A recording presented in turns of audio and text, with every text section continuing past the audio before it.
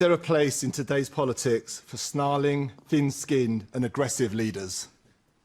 Is there a place in today's politics for snarling, thin-skinned and aggressive leaders? The words used by the UKIP campaign manager, Patrick O'Flynn, about our guest here tonight, Nigel Farage. But I won't start with you, Nigel. Tristram Hunt. Oh, that's disappointing. We're seeing some pretty ruckus times with UKIP at the moment, and Nigel will answer for those. From a Labour perspective, we have our own challenges because despite what we're seeing with UKIP, we lost an awful lot of votes in historically Labour communities. What are you talking about? The question isn't about that. The question's about snarling, thin-skinned, aggressive leaders, unless you pretend to be one to those. No, but I was trying to sort of expand it beyond well, don't snarling. answer the question. We may come to the Labour Party later. Okay, fine. I think that historically there are leaders with all sorts of attributes. I think clearly there is space for snarling leaders within modern politics, just not in the Labour Party. Okay. All right, Nigel Farage. Well, no, of course there isn't. I mean, snarling, aggressive, angry leaders wouldn't get very far, would they? And I suppose generally my reputation... I don't think I've ever been photographed without a pint of beer, and generally quite a big smile. And I was disappointed that a member of our team said this, but look, general elections, you're under a huge amount of pressure, and particularly it's like a boiler room, a pressure cooker. And I'm sure the others would agree. And we maintain discipline as a party extraordinarily well during this general election compared to the past. The election's over, people are letting off steam, and we've seen one or two people fighting personal wars against each other. But what I would say is this. I think what people are looking for in politics are leaders that are assertive, leaders that are not afraid to tell the truth, even if they know it may not always be popular, leaders that have actually had a job in the real world and got some experience of life, and leaders that are in politics out of conviction and not just for a career. And whatever my faults are, and perhaps they're many, I'm in politics because I believe in what I say and I want this country to change. You did resign, then 2 days later you came back again as leader. Are you now leader, and are you confident that you will remain leader? I did resign. I did resign, is the first point to make. And I was, you know, as I said, if I didn't win, I'd resign, and I had to offer that resignation formally to our elected national executive of the party, who just point blank refused to accept it and showed me signatures, online signatures of thousands of members saying I simply shouldn't go and mustn't go. And so I went and sat in a darkened room and thought, what do I do? I would say smoke-filled room, but that's against the law these days, isn't it? And I thought, actually, what amazed me was for the national executive of any political party to be unanimous is in itself pretty remarkable. And I felt, quite frankly, moved by the strength of their appeal, and I said on the basis of that I will continue, and particularly as the one thing that I've striven for in 20 years in politics, from a tiny party to what's now quite a big party, I've always pushed for this country to have a referendum on our membership of the European Union, and now would have been, in retrospect, the wrong time to go. Would you consider clearing the air by standing in a leadership election, say in the autumn before your conference, and allowing others, because clearly there are people who think you shouldn't any longer be leader, we've heard their voices. Well, actually... Would you consider standing in a leadership election just to clear the air? Actually, I mean, if you look at today, if you look at the leader of our group in the House of Lords, the leader of our MEPs, if you look at, you know, the people like Richard Desmond and Paul Sykes and Alan Bown and Aaron Banks, the people that have bankrolled the party. And Stuart Wheeler. One person who hasn't, but every other one, every single donor who's given us more than Stuart Wheeler has come out tonight in public support. UKIP Wales, UKIP Scotland, UKIP Northern Ireland. The level of support for me in the party is phenomenal. And frankly, to go through a leadership contest at a time when Mr Cameron says he's renegotiating our relationship with the European Union would be a massive mistake. The people of England would think of you a lot better if you'd stood by your word and went back for another re-election. But you didn't. You've gone back and you've as I say, the one big change is that we have, by fluke almost, and partly because of the SNP, but we have a majority Conservative government. And now Mr Cameron has to deliver something in that referendum promise that he only made because of the rise of the support of UKIP. My guess is he's going to call that referendum early. My guess is that referendum will be in May next year, and for UKIP to spend 3 months on a leadership campaign would have been a huge mistake. All right. I'll come to other members of the audience in a moment. Sorry, Jeremy Hunt. Well, I'm not that surprised to hear any politician described as thin-skinned, because actually, and this might come as a huge surprise to the British people, but all politicians are actually human underneath. We're pretty good at disguising it sometimes, I know, Nigel, but I think actually everyone has that human side. Aggressive and snarling? Snarling, I think, is perhaps something that's a subset of politicians, let's put it that way. But I think the... You recognise it as a description of the leader of UKIP? He's always been a total charmer when I've seen him, and I didn't think I was going to come onto this show and stick up for Nigel Farage, but there you are. That's my job in the cabinet, go on. But what I would say is that I think that those personal attacks always backfire. And actually, they are the worst thing in British politics. They actually remind people what they dislike most about politicians. And I think normally when they happen, they reflect far worse on the person who made the attack than the person who's actually being attacked. And I think that there's a post-election period. It's a time of challenge for parties that didn't win. But people should remember that point. All right. The woman in the third row.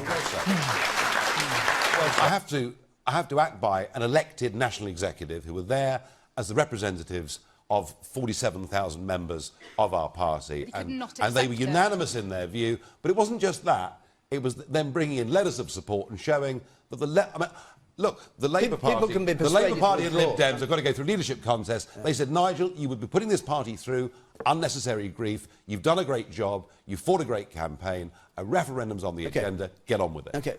Zanny Minton. Can I just ask you? This European referendum, it's on the agenda. It's being debated. I'll be in Strasbourg next week doing battle with the European Commission. But won't you be in a stronger position if you don't have people saying that you're going back on your word? If I'm right, and this referendum, and I can't see Cameron wanting to see the whole 5 years of his government dominated by this.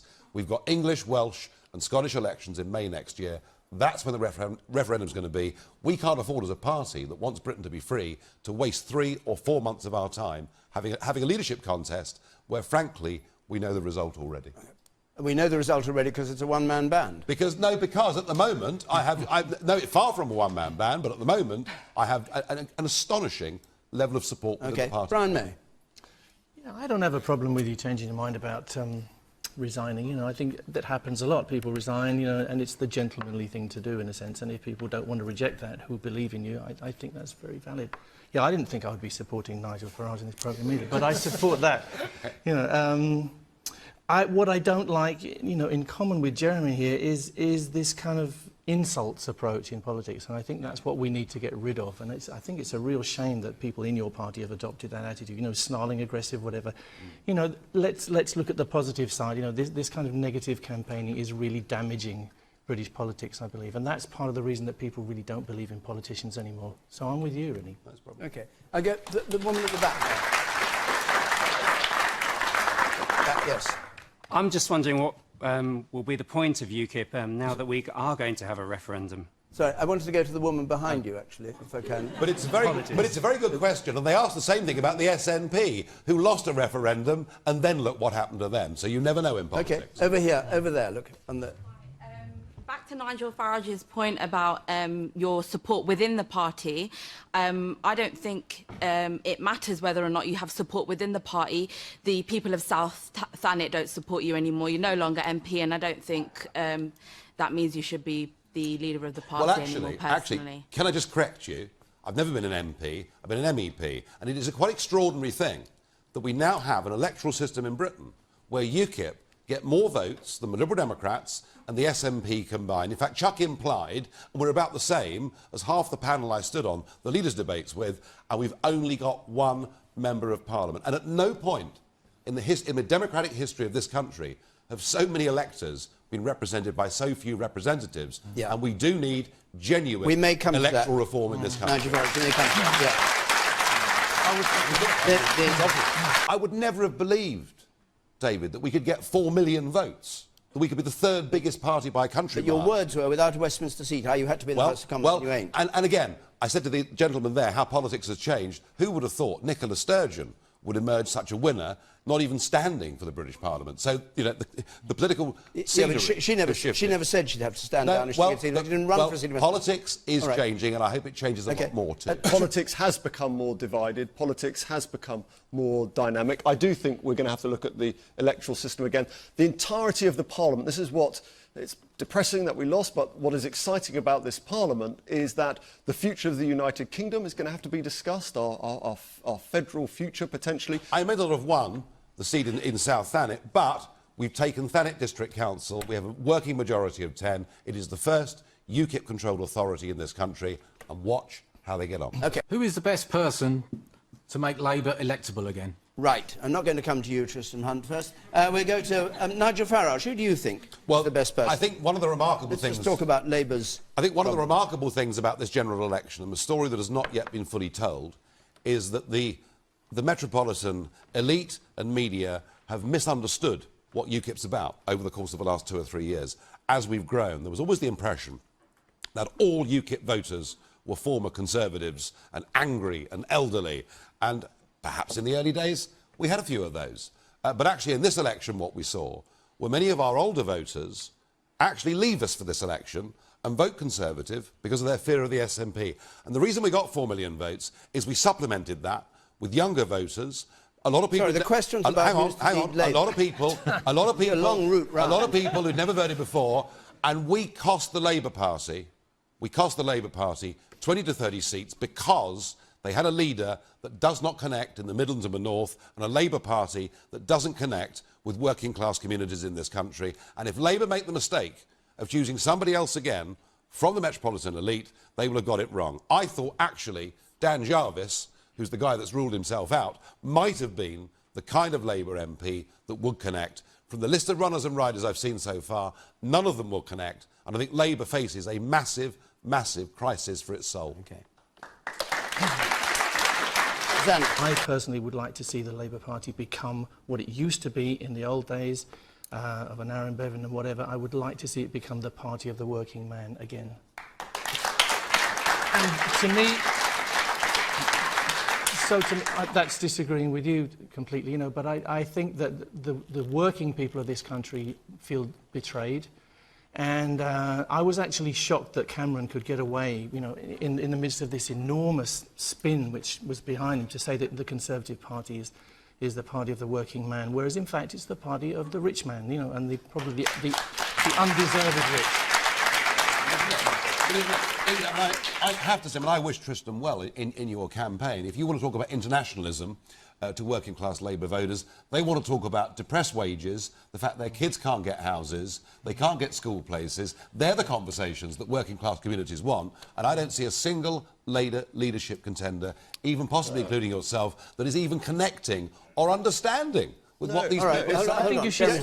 Well, I'm a Conservative Cabinet Minister, so I think I'm the last person that Tristram is actually going to listen to for any advice, but I would just gently say I think you need to find a better slogan than progressive, internationalist, social democratic future, because I think that does sound quite Westminster Village. To get back to the point on housing, which is acting as a real stifler for social mobility, will all of the political parties, and Zani's there from The Economist also, just comment on the fact that the housing crisis is caused by the inability to build on the green belt, which is essentially because of the inability to confront... But you think that any party that said they'd build on the green belt would win votes? No, but I think it would improve the housing shortage. No, we don't and need that would to do improve that. social mobility and the Zan, you take this up. Surely, What's the The question? Economist. Surely, what nobody dares talk about here is demand. And demand is a rapidly People rising... are talking about demand the whole time. But a rapidly rising population has put massive pressure on housing in this country. So you build more houses. And not to admit that, and I found this in the leaders' debates, they simply wouldn't admit it. We have got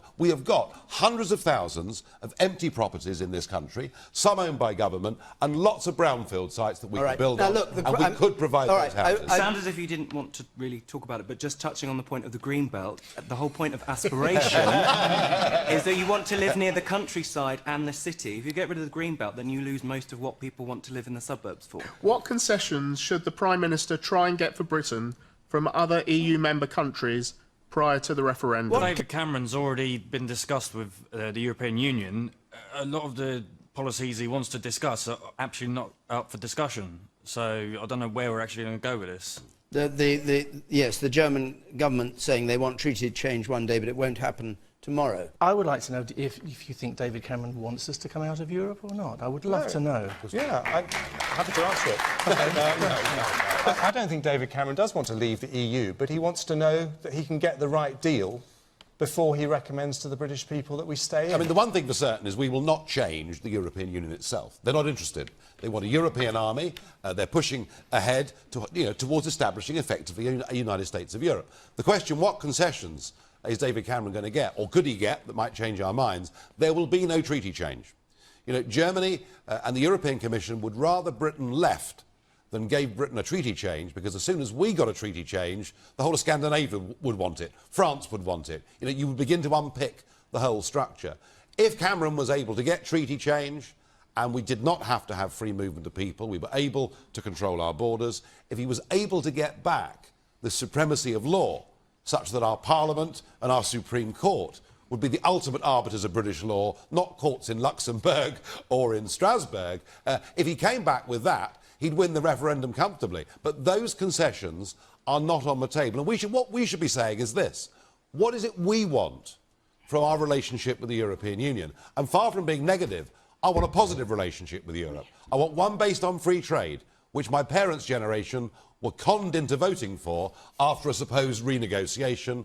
I want friendship, reciprocity. Let's be good next-door neighbours, but let's govern ourselves and let's start thinking a bit more about the rest of the world and not be so obsessed with the markets in Europe. Okay. For Nigel to say we need to be internationalists and think beyond Europe, yes. The way you get into China and India and America is through Europe. No, it is not. It is a big trading bloc. And to turn our back on that is the little England rhetoric which will bring us towards poverty in the long run. So Europe is our way into and through the world, and we need to reform Europe. I'm sorry, we cannot have this. Now, when this referendum comes... We can have this. When this referendum comes, the entire political class will tell you that we're better off inside the EU because it gives us more clout on the world stage. Actually, nothing could be further from the truth. As the world's 6th largest trading nation, we are forbidden from making our own trade deals with any other part of the world. Little countries like Switzerland have got more free trade agreements globally than we've got as EU members. And Iceland, with 250,000 people, has managed to sign its own trade deal with China. We could do a damn sight better job having a trade relationship with the EU, and let's start embracing the Commonwealth and the emerging markets of the world. All right, thank you. Brian, to put the question that was put to Ed Miliband, did you overspend? Yes, we overspent because we did not...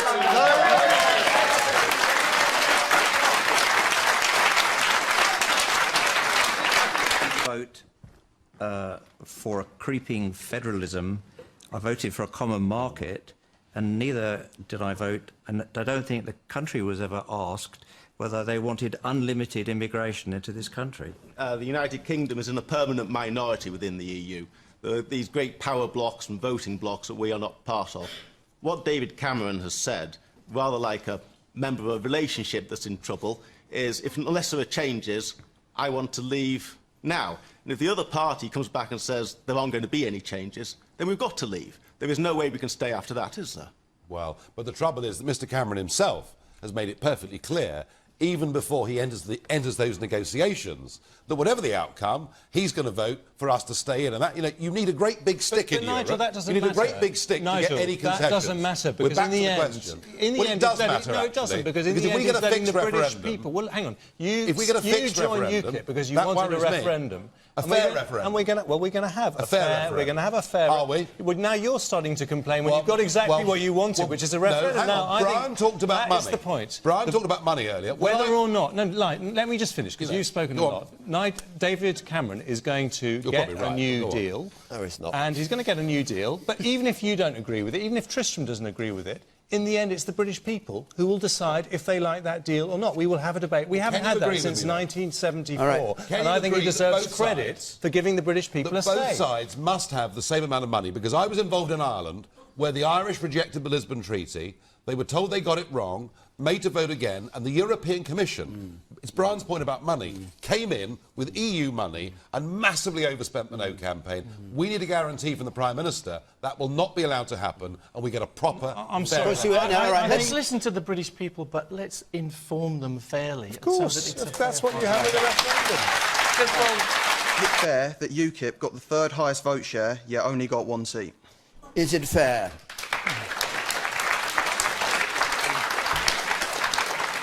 Can I answer? Zanny.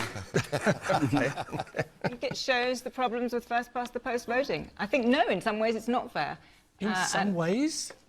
There's no way it's Well, whether okay, or not listen, you agree with Farage, there's no way that's fair. Come on, is there? But is you that choose- democracy? you- We need a proper commission established, a selection of people who will, in an unbiased way, examine all the possible voting systems and come up with a recommendation. And I think David Cameron at least owes us that. I mean, we've had a dismissal from a couple of members of the Conservative Party, and I think that's a disgrace. I mean, how can it be democratic to just blindly support the system which supports you?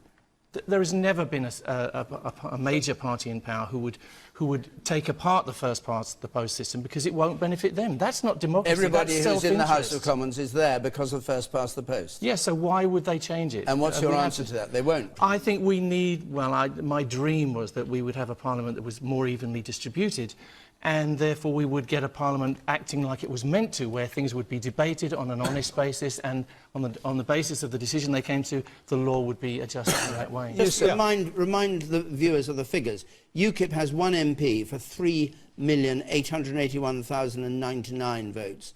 The Tories have 1 MP for 34,000 votes. Yeah, and the question was, is that fair? And the answer is it's not fair. What do you And that say is to because 4 people million felt- UKIP voters and 1 million Green voters who have 2 MPs in the House of Commons? Well, I say that, you know... What's your offer to them? This apart is, from vote Conservative? you know, this is a system which... Well, I think, actually, this is a system where we have a two-party system because that holds the big parties' feet to the fire to be accountable for their promises. And my worry is, if you go... And I'm actually quite surprised that... Because this PR system is what they have in Europe, Nigel, and I didn't think you normally support European things, but... Isn't that interesting you say that? Because every single government in Germany since 1945 has been a coalition government, and I would argue Germany probably has been rather better run than Britain's been. So the arguments against coalition are absolute, complete nonsense. This is not just unfair, what has happened here, it's an outrage. There are millions of people out there who feel completely disenfranchised by this general election. And we don't need to spend time, Brian, on a commission. All the work was done. When Tony Blair was talking about how to modernise and change Britain, he appointed Roy Jenkins, you know, former Chancellor of the Exchequer, former European Commissioner. I didn't always agree with him. He did all the work. And the one agreement was that there is a benefit to knowing there is a man or woman that represents Uxbridge. Absolutely.